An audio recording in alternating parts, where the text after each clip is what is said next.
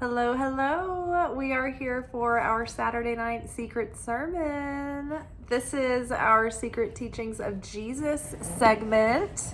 If you go to my channel, Light Love Magic, you can scroll down and you'll find a whole playlist entitled Secret Teachings of Jesus. And in those episodes, we delve into the Gnostic Gospels. We are currently in the Nag Hammadi scriptures. And I just had this curiosity and interest into reading some of the other gospels that didn't make it into the official Bible. And I didn't know when I'd quite have time or when I would just sort of make the effort. So I thought, well, if I make it a weekly episode and a segment that we do together, then I have the accountability of the channel. And then we can all share this together. And it's been super fun. And I think that this is the most beloved piece of content of the week. So I'm glad everybody is liking this as well. So basically, I come in from work or wherever I've been. Tonight I did not work, so I had a night off. But I come in and I open up to a passage that stands out to me, that starts to speak to me, and then I go ahead and start the camera. We read it together, and then I give you the downloads that I'm getting. So this week we're actually circling back, and we're going to do a part 2 of last week's portion. And so currently we are in the Gospel of Philip. The book that we covered before this was the Secret Book of James, if you go deeper into the playlist. The Secret Book of James was more like a scene, and it had dialogue, and the characters were talking to one another. The Gospel of Philip is like these isolated portions of text that are really super esoteric and cryptic, and they're meant to be meditated on. And so last week's portion was Adam and Cain. And this is an interesting portion because there's a lot of material sensationalism to get out of the way first last week. There was a lot of just literal material to cover in a straightforward way of what the passage was talking about. And we did, and we went there. And then, so this week, I'm going to go deeper into the more metaphysical and symbolic and spiritual interpretation of what is going on in the mythical level of the story. And mythical is not the same as fiction. Myth is something that is true in such a grand sense that it is true cosmically and universally, and it is true in symbolism, and it is told over and over again through stories, and it is an archetypal collective truth that we share as through humanity kind of thing. It's truth that extends beyond the physical natural realms and maybe extends into the supernatural. Okay.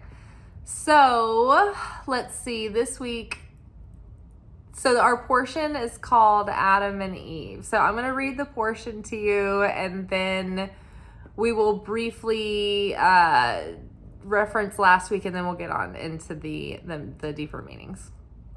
So let's begin. Adam and Cain. The one created was noble, and you would expect his children to be noble if he had not been created, but rather had been conceived. You would expect his offspring to be noble. But in fact, he was created, and then he produced offspring. And what nobility this is. First came adultery, then murder.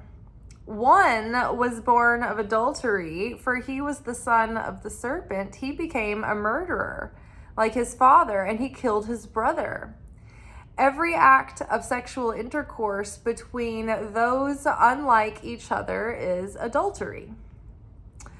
So, on the surface, just to reference who everybody is in the passage, and just remember that if you want to, you can stop this video and go back to watch last week's episode of part 1, and we lay the scene out.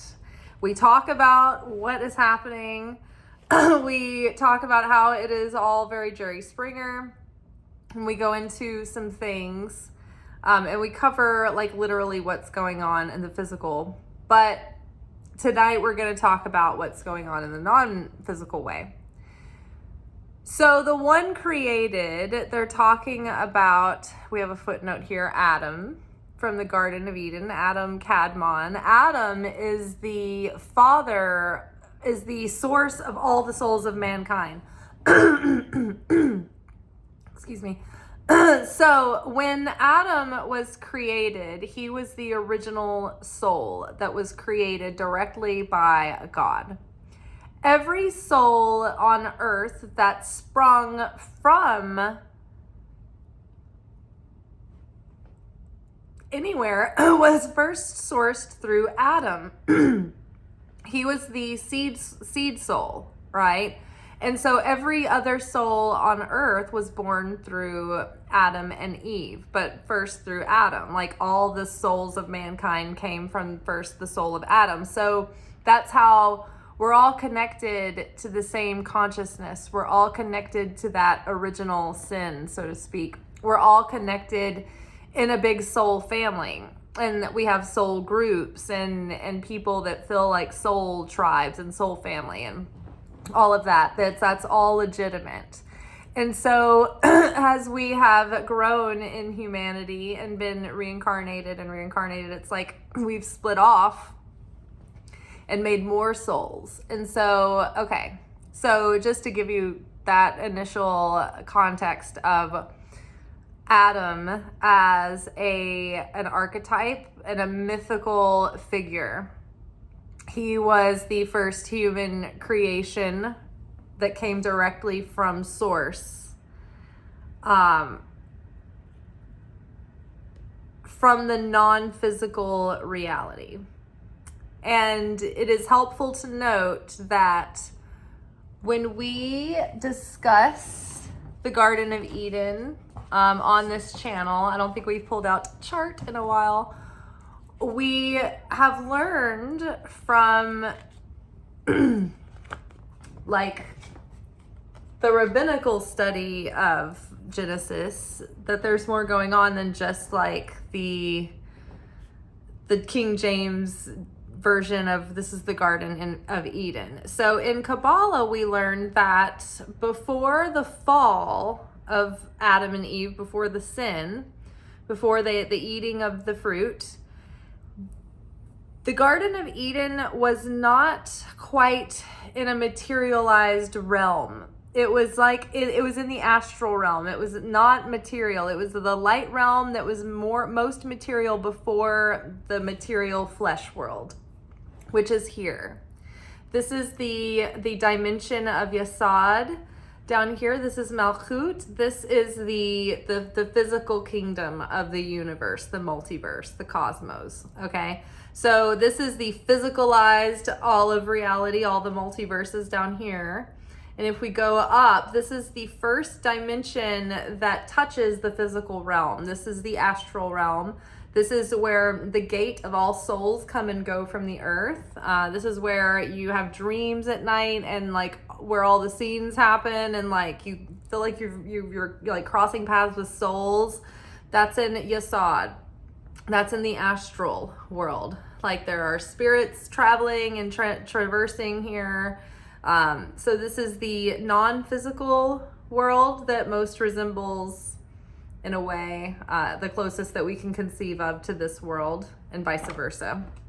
So when Adam and Eve were first conceived and the garden was first created, it was in absolute perfection and completely pure and untarnished. The perfection was like in a state of eternalness. There was no expiration date, so nothing decayed, nothing expired, there was no death, there was no pain, there was no suffering. There was also no knowledge of the good or the bad. It was all good. It was all the light. So we'll come back to that.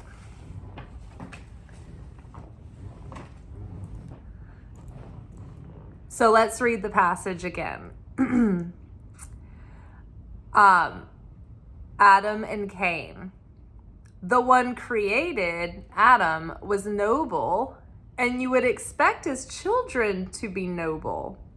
If he had not been created, but rather had he been conceived, you would expect his offspring to be noble. But in fact, he was created, and then he produced offspring. And what nobility this is! First came adultery, then murder.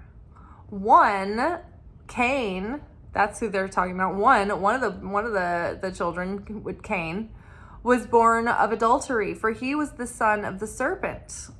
The serpent, and let's see the Gnostic text as the secret book of John, who in the nature of the rulers describes how the ruler of this world sometimes with his powers seduced or raped Eve, thus produced Cain.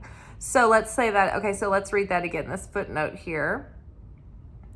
So one was born of adultery, for he was the son of the serpent. So the note here is such Gnostic texts as the secret book of John and the nature of the rulers describe how the ruler of this world, sometimes with his powers, seduced or raped Eve and thus produced Cain.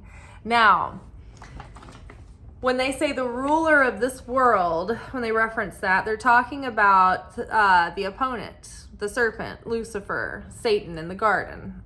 He has been given reign and rule, a space to run amok in the material world. He kind of rules over the material world, and his job is to play the antagonist, the nemesis of Adam, the son, the creation of God, in order that we will be provoked to a point of wanting to desire to be like the light, to draw close to the light, and to start to awaken to become like the light. So the opponent prods us and tricks us into this process where we overcome this enemy, this opponent, in order to up level, like in a video game, and next level ourselves up into the awakening of our soul and our spirit.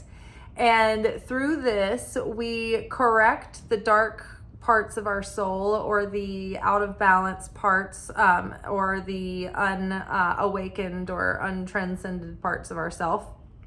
And we awaken all of those sparks of light that were originally there before the sin of Adam and Eve, and we go back to that original purified state of that pure consciousness that's completely connected to the light of the Creator by being challenged and rising to the occasion, and meeting this opponent and letting it stir us into an awakening and not be overcome, because this opponent is always going to up level every time we do. So it's always going to be the antagonist in our face, trying to tempt us, trying to keep us from revealing our greatest light and potential, trying to keep us from completing our tikkun.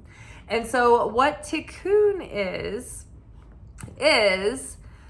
so each one of us have a soul, and each one of us were assigned our own bits of darkness and density, dark sparks of light that we lost. Our sparks of light are that life force of the Creator that animate our soul and our spirit.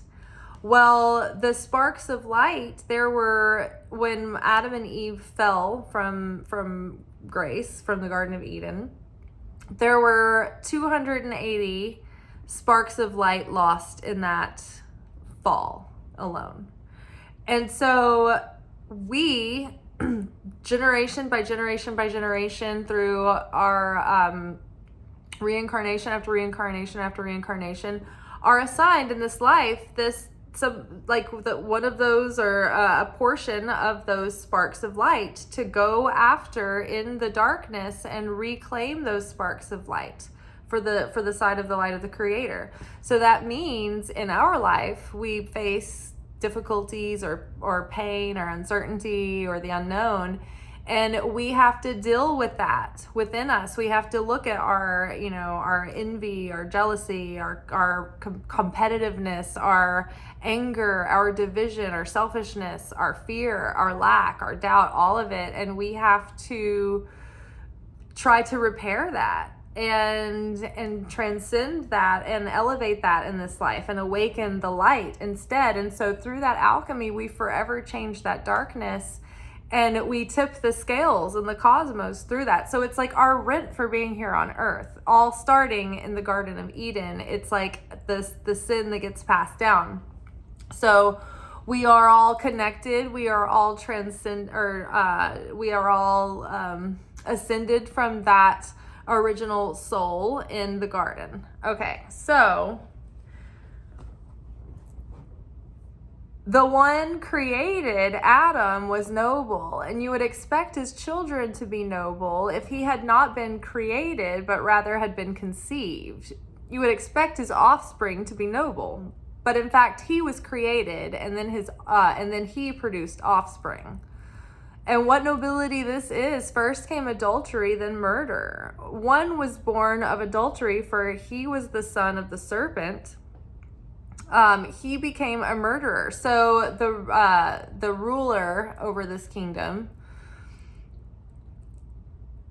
the opponent, is trying to push us down and stop us from revealing our potential and completing our tikkun. And that when we complete our tikkun, it's like we've healed all of our wounds and we've overcome all of our weaknesses and all of our temper and anger and bitterness, and we've turned our bitterness into sweetness and our darkness into lightness, and we've done all the assignments for our soul and become completely awakened, saved, and enlightened, in the course of lifetimes. So the opponent is trying to keep us from doing that.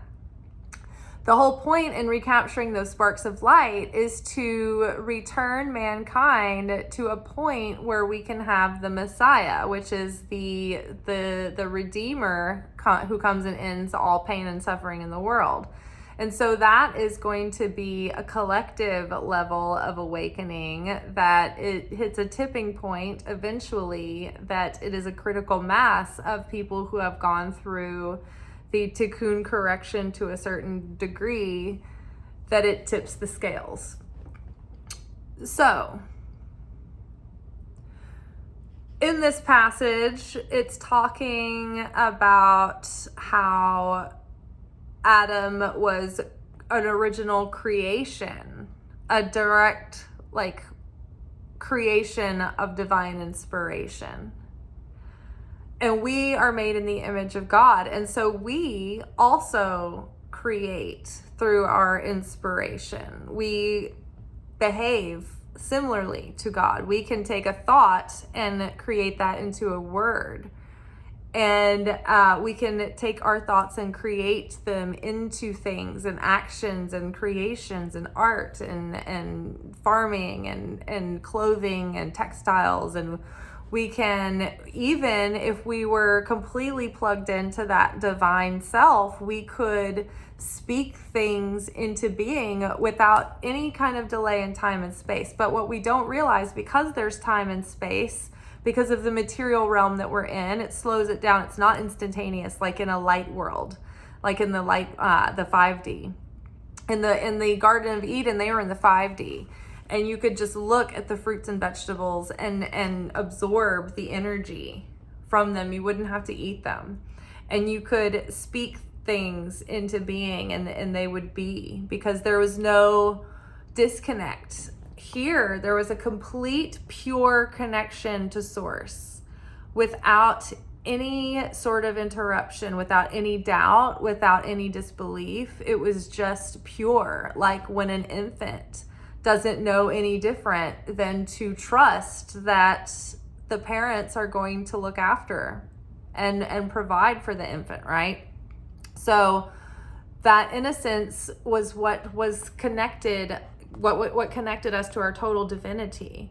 And so when we talk about in pop culture, getting back to our authentic self, the self of that was us, our expression of that piece of God's spark before societal conditioning, before fear, before any of the layers of disappointment in life and people's harsh words, and our insecurities started making layer and layer and layer around our that direct connection.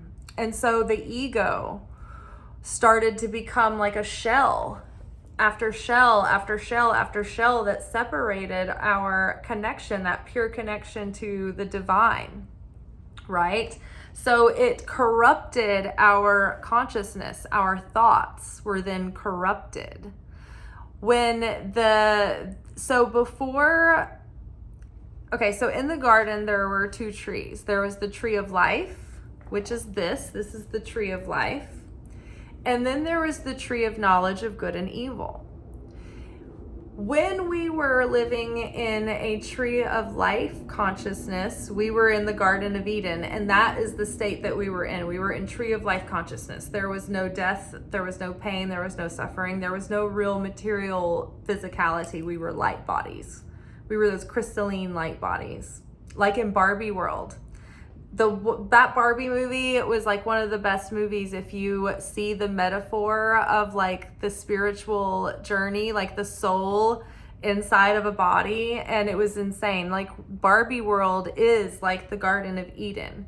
And when Barbie was in Barbie world, she could just sit with her pancakes and not eat them. She didn't have to drink her coffee. She got in the shower, there was no water. She rose out of bed like this. Right? Like everything was perfection.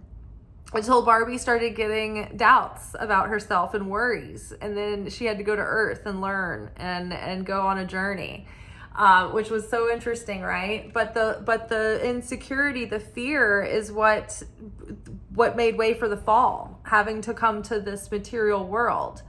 And labor and have pain and start to have like aging and not be eternal, but be finite and mortal, and have pain and bleed every month and have to work for our wheat and toil to make bread. So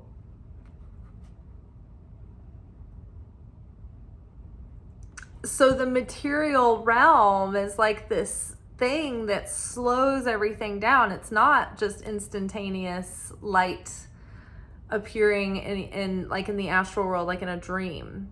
The material world slows everything down, and so there's time and space and delay here. And so we forgot that we have this divine capacity to speak life or death into things because of the delay.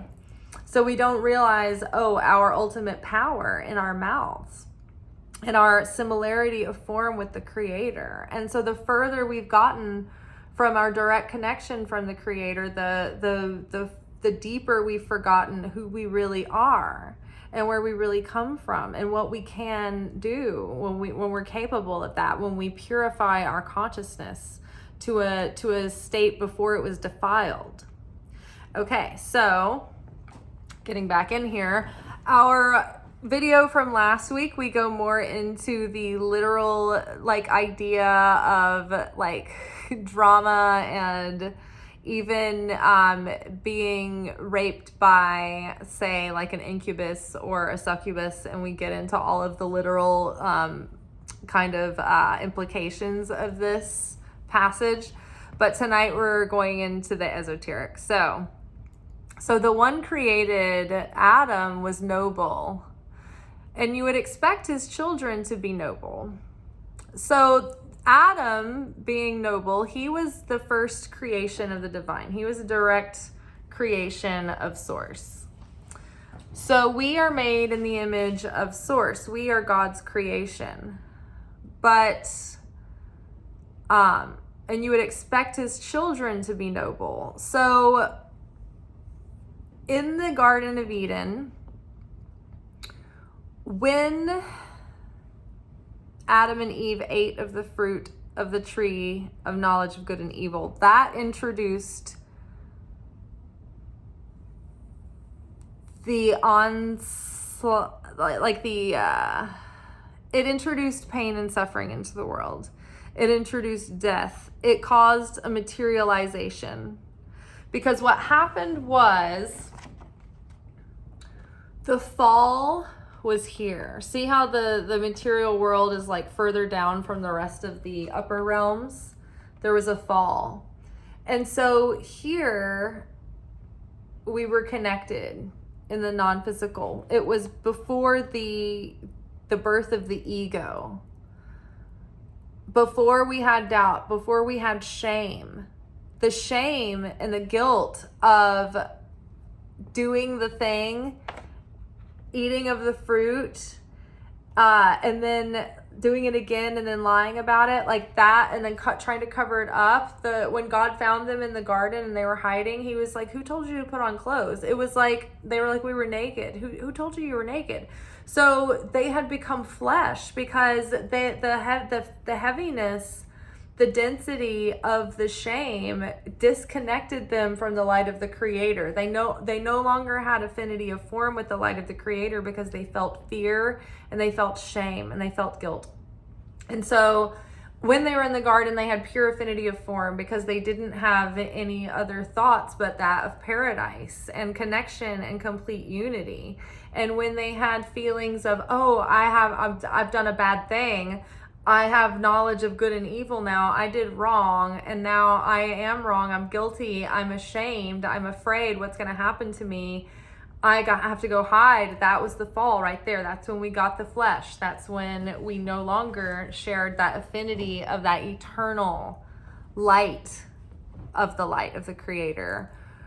So we came down here where everything got slowed down, and the opponent uses that time and space to mess with us. And he uses those gaps to get into our psyche and play games and create doubt and create insecurity and uncertainty. And then when we start feeling doubt and insecurity, uncertainty, it's like we get reactive. We start taking action, right? I put on clothes. I don't know. I'm scared. Why did you put on clothes? Nobody told you to put on clothes. Now you can't be in the Garden of Eden. Well, I was reactive and I just did something. Well, now your reactivity caused you to be in separation from the Creator. You're no longer in affinity of form. Now you have on this heavy cloak, and you're too heavy to be in complete union with me now. And so now you have to go through a process to uncloak yourself so that you can come back. That's all I can do. I gave you free will. And this is what I told you. I tried to warn you. Don't eat that fruit. Don't eat that tree. This will only cause chaos. And you had the free choice, but you did it anyway. And you ate that fruit. And now you are exposed to fear and lack and insecurity and uncertainty, and that causes you to go into your animalistic instincts of self-preservation and grab for me. I don't know what's going to happen. I'm not certain that I'm going to be provided for. I'm not certain. I'm exposed. I'm at risk now. So I'm going to, dog eat dog world it. Right? And I'm going to take where I can, when I can, and get mine while I still can, and all that. That reactivity separated us further and further and further and further and further from sharing affinity with the light of the Creator. And it's that affinity of form, that vibrational resonance, not dissonance, that lets us be close to that energy, that immanence, that is the Creator. That's the light. That is that force of love that's always eternally pouring out and trying to reach us and trying to give to us, right? Because the universe reality is made of two parts, light and vessel. Before the garden, there was only darkness and void, and the Creator was just like hovering in this space and wanted something to share and interact with. The Creator was lonely in isolation, right? And just in a void and a vacuum. And so having a heart spilling over into wanting creation, something, life, being, I want to share. And so the light created the vessel in order to pour forth into and share and create this world. And so each one of us are souls. We are vessels here put forth to receive the light of the Creator. The light of the Creator is always pouring forth. It's like pouring into you. Open your vessels. Oh, I can't. I'm just spilling out everywhere, right? So our task then is to awaken, to realize, oh, I'm a vessel. Oh, okay. In order to receive the light of the Creator and be close to the light of the Creator, I need to become like the light of the Creator. And as a result, I will feel very fulfilled and at peace and at one with the light again. But that is a process. There's a process of undoing. And as a byproduct of feeling that grace and that unity and that connection again, the blessing will follow. That paradise will follow. So the one created was noble, and you would expect his children to be noble. So when we create, it starts just like God from a seed level of consciousness, and it becomes a thought and an idea, and then that thought becomes fleshed out enough to express and articulate that. Let there be light. I want to separate light from darkness. I want to define something that is a clear and conscious intention here, and name that thing and be specific. So now it's not just one big mush. There's light and there's dark. And then there's going to be land and sky, and there's going to be dry land and water, and we're going to separate the pieces and name this and that. So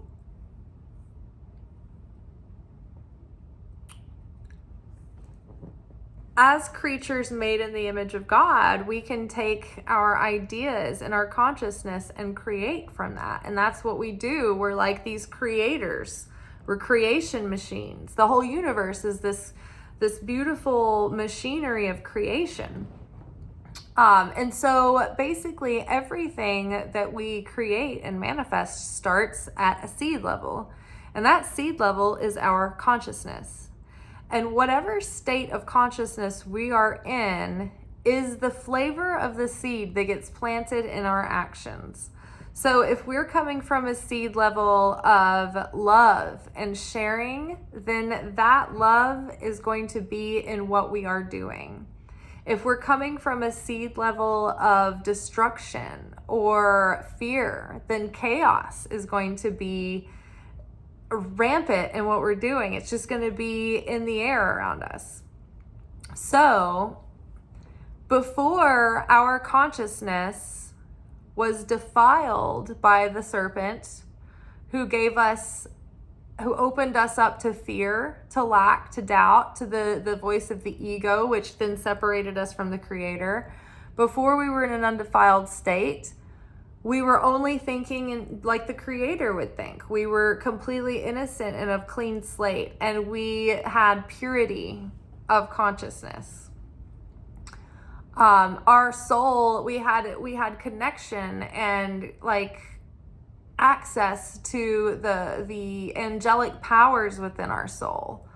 There was a book that I was reading for like a year called Angels Within Us, and it took you through all of the archetypal angels that are associated with the paths on the tree, which so these are the 10 dimensions of reality, the circles. You'll see 11 circles. This is an unmanifest state or trait here. But the paths in between are like the archetypal experiences and challenges that we have to go to and master to awaken these levels of consciousness in these dimensions. So the tarot, the 22 or the 21 major arcana cards, or I guess there's 22 including the Fool, they're associated with these paths. It's like these archetypal experiences that we all go through if we go through a state of awakening. It's like the hero's journey of the soul. So let's see, where are we?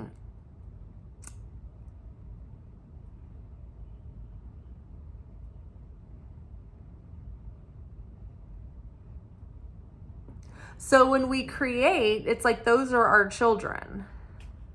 That's like what the children represent in this passage. I lost track of where I was connecting that, so I'm just going to keep going. Okay, so the one created, Adam, was noble, and you would expect his children to be noble. So because Adam, the defiled, getting back to the undefiled, like before, we were separated from that pure state of consciousness. Okay, so the one created, Adam, was noble. And he was just a pure creation from God at that point. And without anything happening yet, Adam was pure. And he had complete connection to that and those angelic powers within his soul. And you would expect the thoughts that he had and the actions and the things that the works that he would do to be noble also, to share affinity with the light of the Creator. You would think he would produce good works in this world because he was a product of the Creator, right? His consciousness is undefiled, so he should be producing things, giving birth to things that are miraculous and good like the Creator, right? If he had not been created, but rather had been conceived, you would expect his offspring to be noble.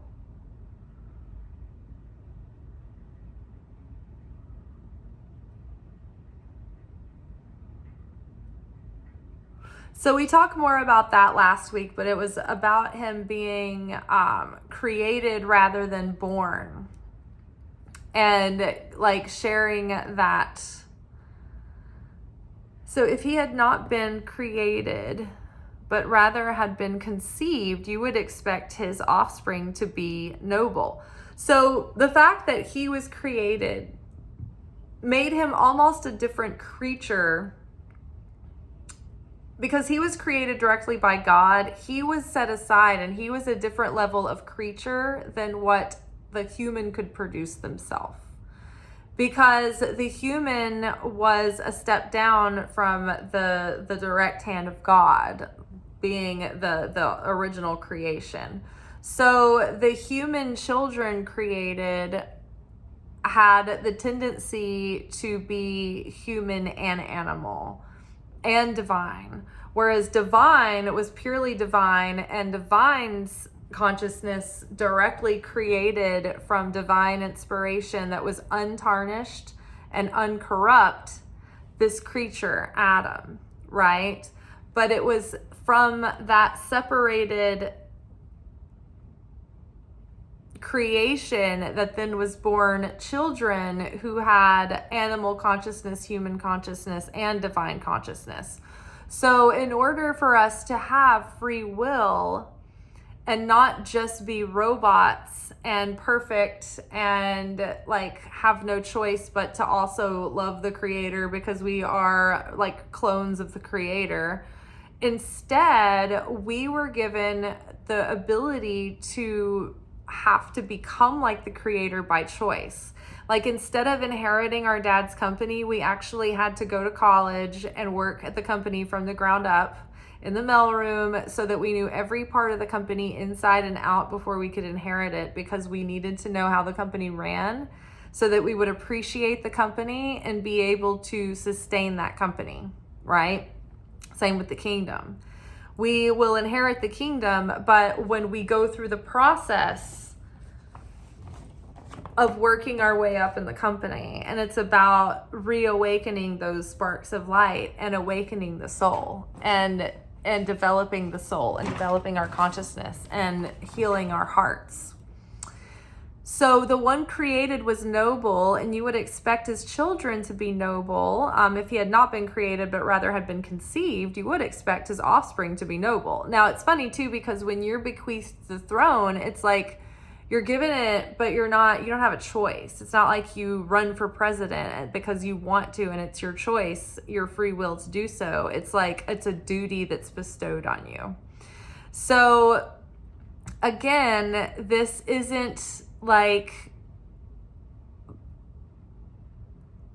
it's our choice whether or not we want to awaken in this life. And we have that free will. And that's what makes it all the more, that's what gives us more power and dominion over the angels. Because the angels are undefiled, right? They have complete divine consciousness. But it's because they don't have that animal instinct side that they don't have the same power as we do. They don't have that same sovereignty. They don't have that same royalty because they don't have to overcome that dark side in order to rise above something that's tempting, in order to claim that divinity. They don't get to earn it and get the glory of earning it. You know, the angels are just given it automatically. And so we are the underdogs that we have to rise up and claim our sovereignty, which makes us more sacred and more, it gives us more authority. So the one created was noble, and you would expect his children to be noble if he had not been created, but rather had been conceived. You would expect his offspring to be noble, but in fact, he was created and then he produced offspring. And what nobility this is! First came adultery and then murder. One was born of adultery, for he was the son of the serpent. He became a murderer, like his father, and he killed his brother. Every act of sexual intercourse between those unlike each other is adultery. So this intercourse, when it talks about intercourse, this can also be representative of our consciousness and the thoughts that are that we're entertaining in our minds, and our union and our identifying with those thoughts, and marrying ourselves with those thoughts, and investing our feelings and our certainty and our belief and our faith in these thoughts that could be illusions, right? And so the first came adultery. So in the book Angels Within Us, adultery is synonymous with our consciousness becoming impure through fear, through becoming defiled with other dark thoughts, with other dark consciousness. The defilement, the intercourse, is with allowing that ego nature to creep in and cause us to want to act in our flesh consciousness, in our selfish consciousness, in our animalistic nature, right? Act from a fearful state, or from a lustful state, or from a desperate state, or whatever. A greed, or wanting power.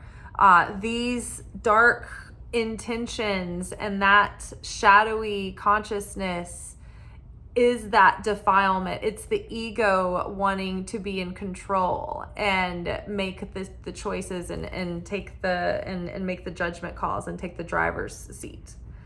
So that is the defilement that we have to erase and reverse. It's that defilement of our consciousness that then has children, right? When our thoughts start getting up in our head and we start catastrophizing, we start plotting, right? And we start getting emotional, and we start feeling fear and panic and reactive, or tempted, right? And we lose our, self-control, and we do something that we regret. So this is that adultery, the adultery of consciousness here. Something came over and took over your consciousness that you didn't, you had no control over this. It came and took over you against your will, and you didn't have possession over your thoughts and your consciousness. How many times have we done that? Just let our fears take over, and they start to control us, and we start to take actions based on our paranoia and our fear. I mean, have you ever called like somebody that you liked like a million times in a row because you thought you were convinced they'd been in an accident. And they wouldn't get back to you, and you were like, this isn't like them or whatever. And, you let that paranoia get in. Or like, suspicious thoughts about a lover or something, and it gets all up in your head, and you're like, oh, it's like that is that serpent getting in and having like that intercourse that's then impregnating you with thoughts that are going to be birthed into actions that become children, right? That are based on a seed level of where your consciousness was at when you took that action. So, and what nobility this is, first came adultery, then murder. So the tree, so when we ate from the tree of knowledge of good and evil, that was the introductory of death in the world. That there it was. Before that, there was no death. There was no pain. There was no suffering. So the serpent introduced death into this world. Before that, there wouldn't have been. So there was the first murder right there. You murdered our innocence. You murdered our immortality and our purity. And so then you got into our consciousness fear, survival, competition, separation, division got up in our heads. And then, in one generation, there it was, the first murder when Cain killed Abel.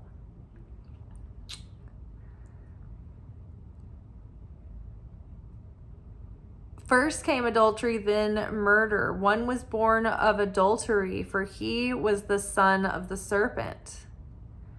And he became a murderer like his father and killed his brother. Now, aside from literal killing and murder, when Eve represents, when in like the Bible or Torah or scripture, when they are talking about females represent the vessel. And so Eve is the vessel, right? The vessel of the psyche, the consciousness, not the physicality, but the psyche. And so Eve was corrupted and defiled by the serpent. So the consciousness, our consciousness that was pure and undefiled, untainted, the part of us that was purely connected to divine, that could receive that insight and that download and that direct communication, that direct divine inspiration from source. It was like, my thoughts are directly connected to the Creator's thoughts. That was defiled by the serpent. And so then after that, the thoughts were insecure, the thoughts were fearful, the thoughts were desperate, the thoughts took actions that created children or consequences that led to chaos, that led to pain, that led to suffering. So the introduction of fear into the psyche disconnected us from the Creator. So that union was broken through the fear, through the shame. And then we were cut off from that divine direct connection with that fulfillment, with that protection, with that sustenance. And so now it's like, oh, we have to rebuild that connection through effort. And so when we're cut off from that and we feel insecure, then we're subject to all those fears. And then the chaos that follows when we take action coming from that reactive state, it creates death, it creates darkness, it creates negative consequences that break down things and destroy things instead of build them up,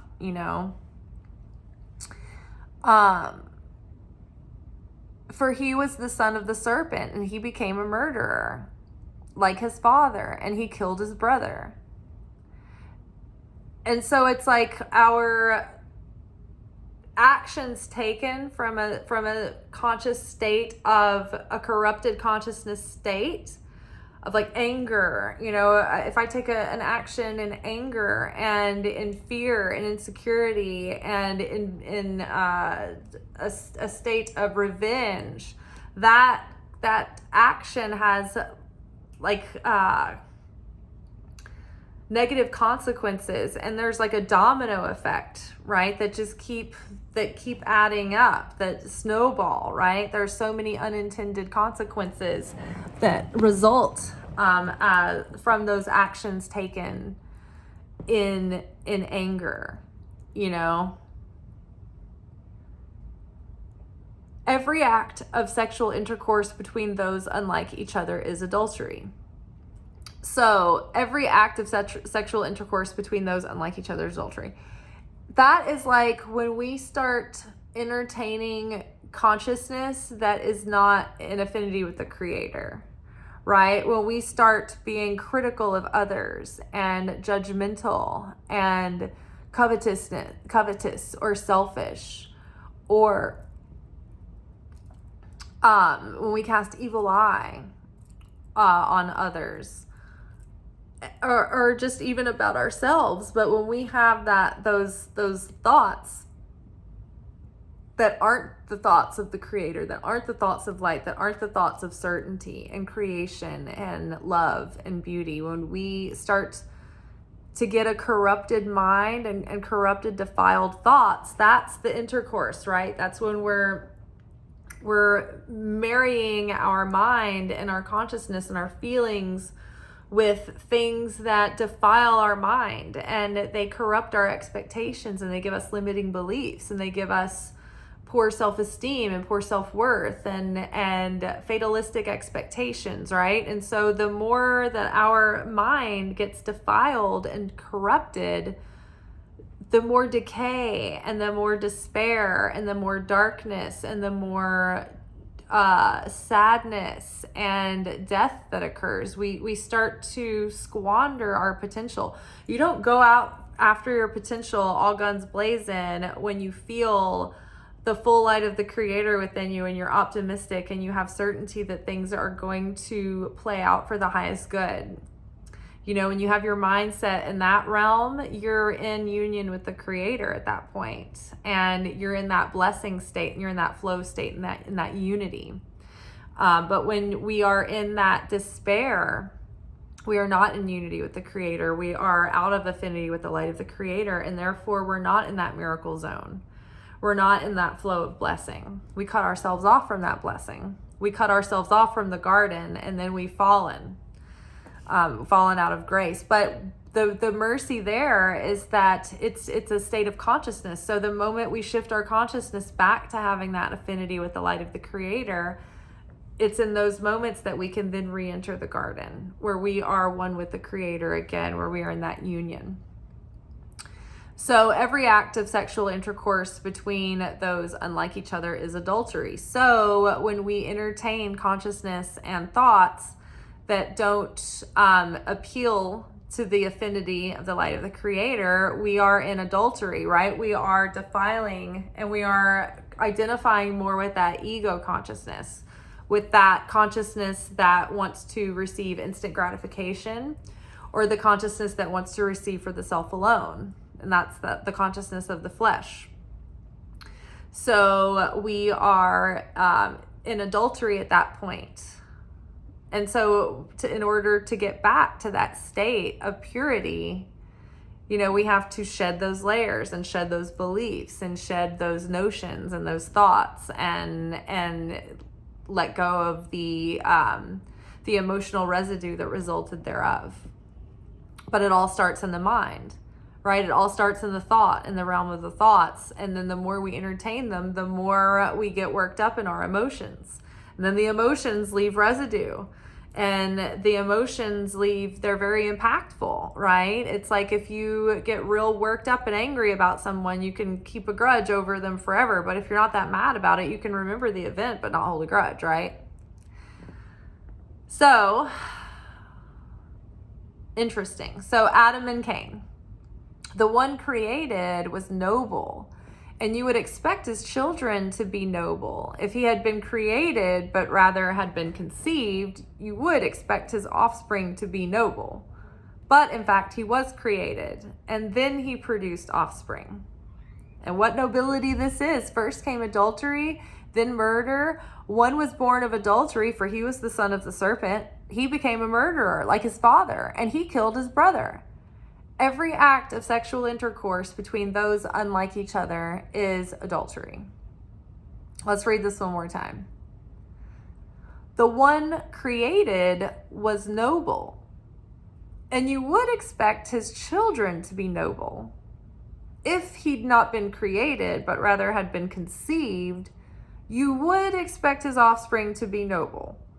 But in fact, he was created, and then he produced offspring.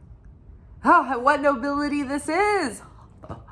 First came adultery, then murder. One was born of adultery, for he was the son of the serpent. He became a murderer like his father, and he killed his brother. Every act of sexual intercourse between those unlike each other is adultery. All right. And so those unlike each other, so we are made in the image of the Creator. And when we entertain thoughts that are not in the image of the Creator, we commit adultery. Because that is not like we are entertaining thoughts that are unlike us. Does that make sense?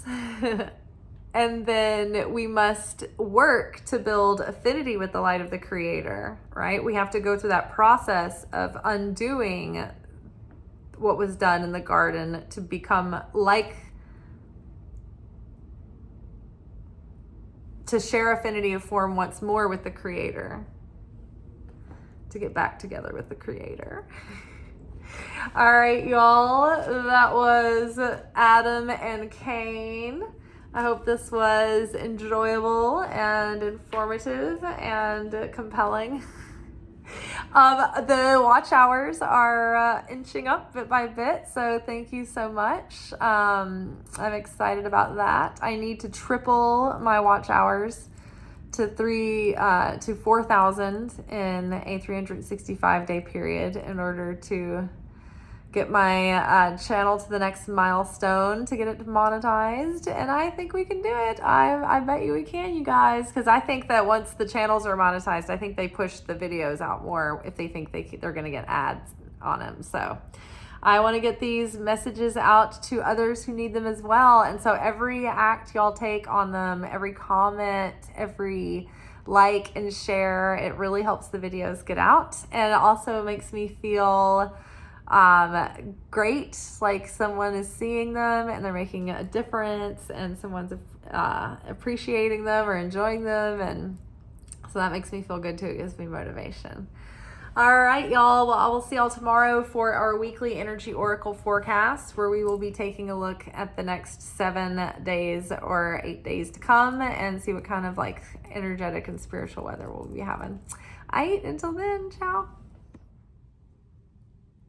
Thank you for watching. If you enjoyed this video and you got something out of it, then please give it a like. Subscribe to the channel. Turn on notifications to be notified of when I drop content.